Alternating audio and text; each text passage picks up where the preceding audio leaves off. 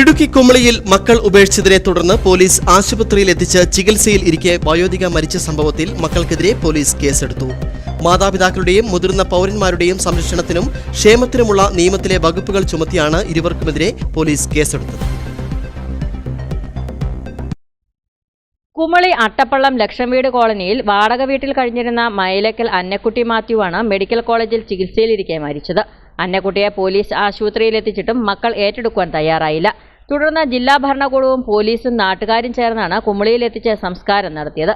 കുമളി ഗ്രാമപഞ്ചായത്ത് അംഗം ജയ്മോൾ മനോജിന്റെ മൊഴിയെടുത്താണ് കേരള ബാങ്ക് കുമളി ശാഖയിലെ ജീവനക്കാരനായ മകൻ സജിമോനും പഞ്ചായത്തിലെ താൽക്കാലിക ജീവനക്കാരിയായ മകൾ സിജിക്കുമെതിരെ കുമളി പോലീസ് കേസെടുത്തത്.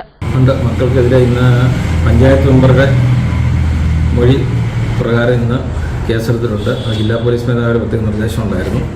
Section 24 of maintenance of welfare of senior citizen and abandon parents amendment 2019 ആക്ടിലാണ് കേസെടുത്തിട്ടുണ്ട്.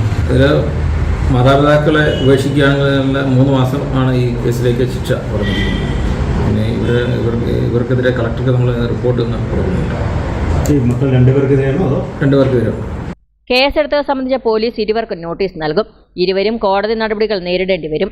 ഒപ്പം അമ്മയെ സംരക്ഷിക്കുന്നതിൽ വീഴ്ച വരുത്തിയത് സംബന്ധിച്ച് ജില്ലാ കളക്ടർക്കും പോലീസ് റിപ്പോർട്ട് നൽകും. സംഭവം സംബന്ധിച്ച് സജിമോൻ ജോലി ചെയ്യുന്ന കേരള ബാങ്കും പോലീസിനോട് റിപ്പോർട്ട് തേടിയിട്ടുണ്ട്. കുമളി പഞ്ചായത്തിലെ താൽക്കാലിക ജീവനക്കാരിയായ മകൾ സിജിയെ സസ്പെൻഡ് ചെയ്യുവാനും തീരുമാനിച്ചിട്ടുണ്ട്. News bureau, Kattappana.